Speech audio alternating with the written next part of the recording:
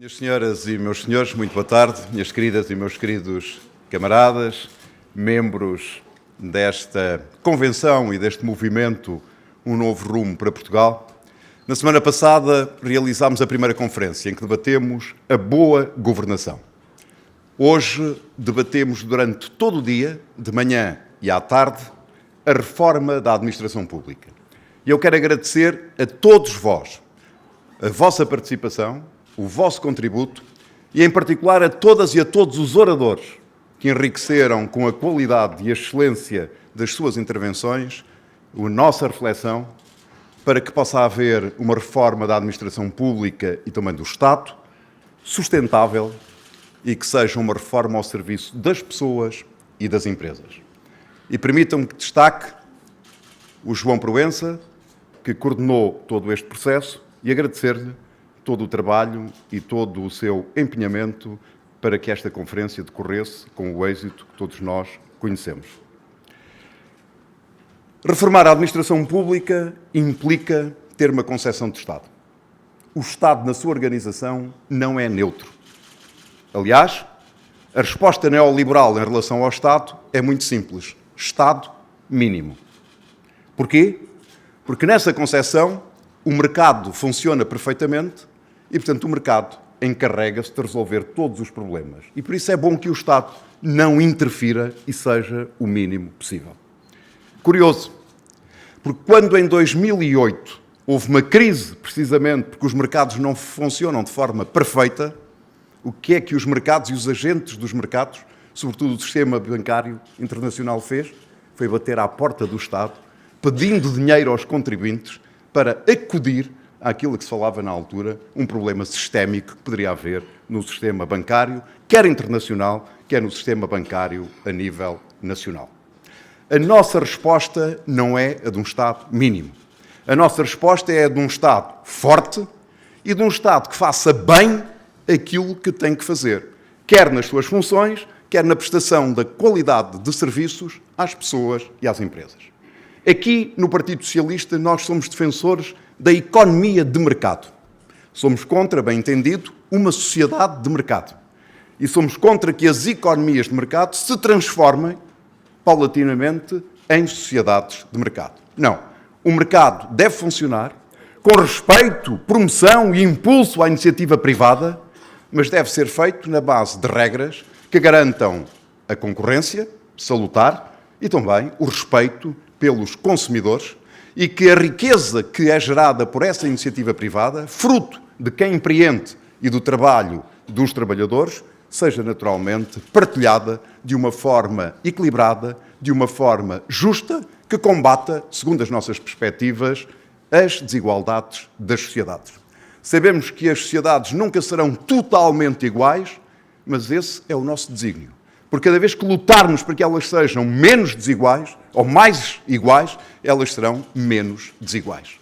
E por isso é importante reafirmar que um Estado forte e um Estado que faça bem aquilo que tem que fazer, tem que obedecer a uma boa organização, a estruturas estáveis que vão para além do ciclo eleitoral e, simultaneamente, um corpo de funcionários públicos dignificado e altamente motivado. Mas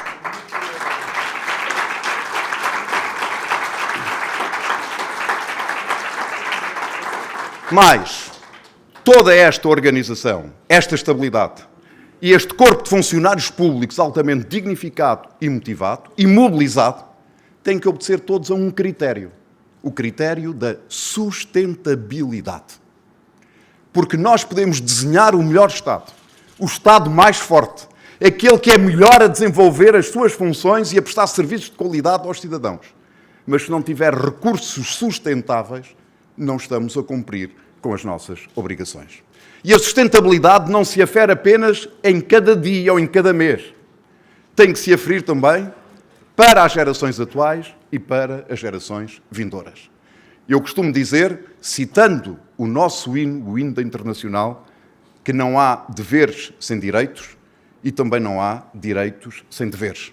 E isso é fundamental que nós tenhamos presente para que sejamos justos connosco próprio e respeitadores dos valores da liberdade, da igualdade e do combate às desigualdades sociais, que é muito bem expresso no valor da solidariedade.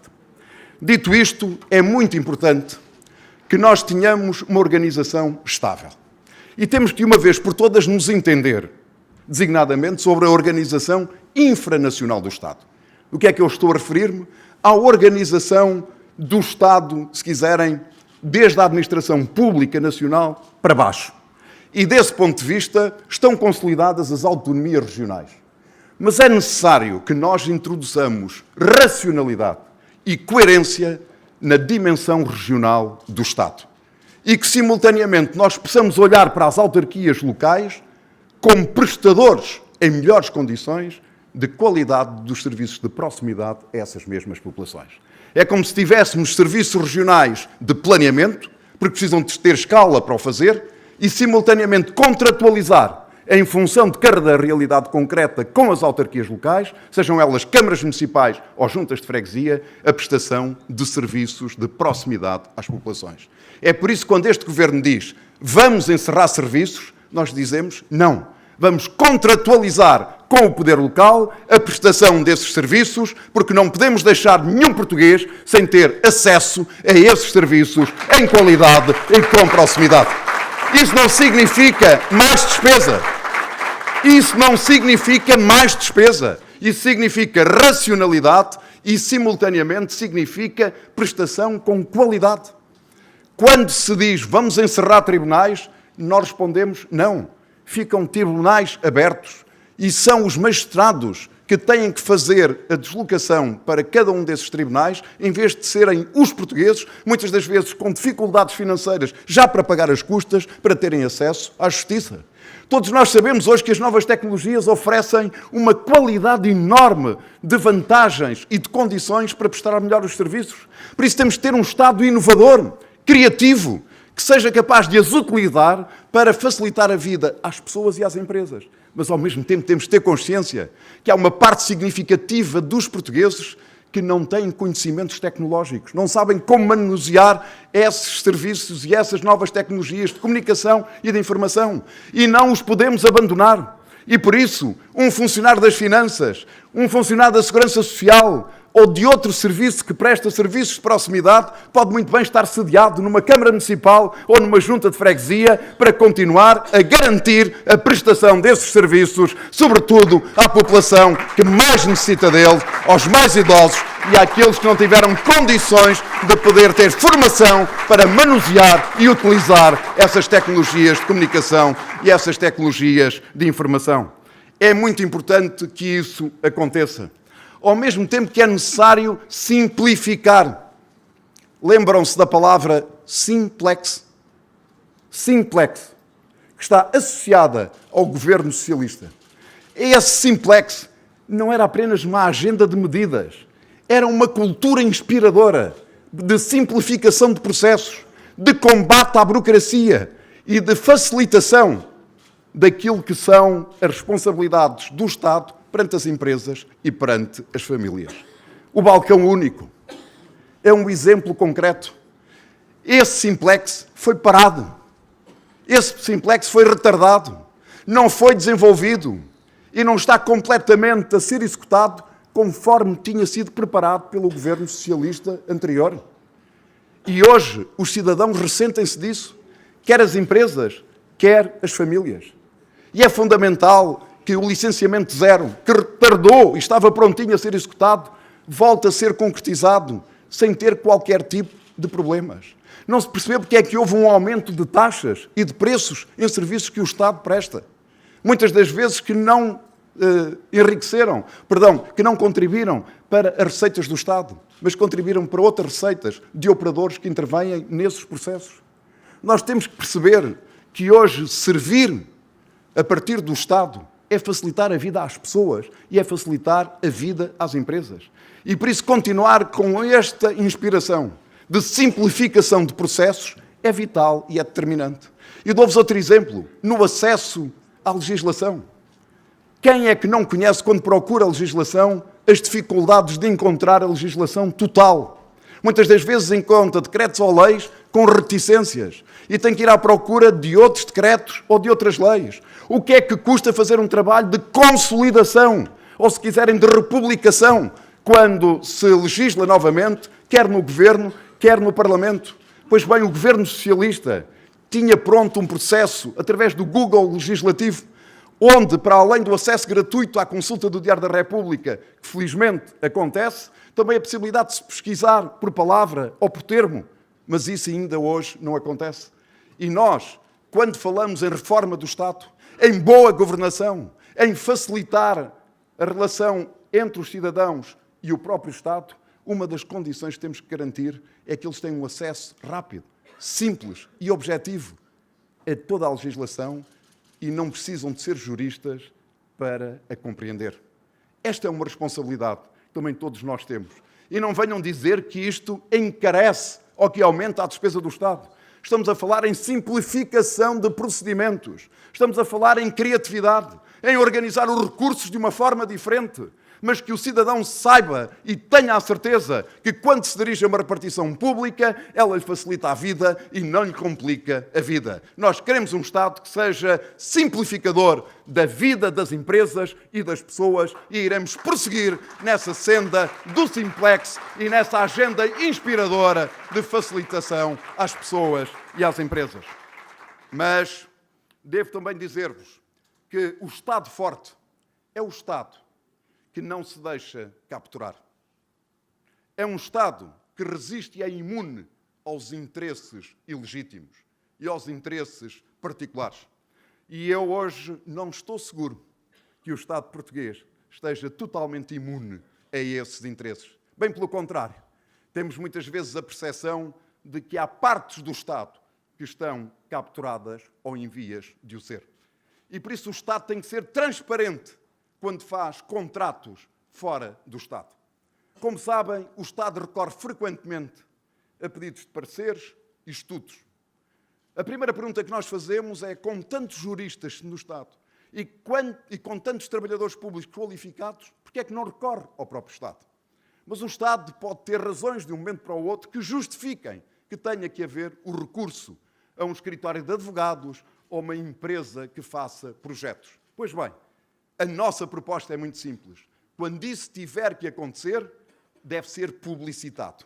Deve ser explicado por que razão recorre ao outsourcing, quanto é que isso custa e depois de receber o parecer e o estudo, exceto se estiver em segredo de Estado, é óbvio, deve publicitá-lo para ser do conhecimento de todos os portugueses. É fundamental esta transparência e é fundamental este rigor.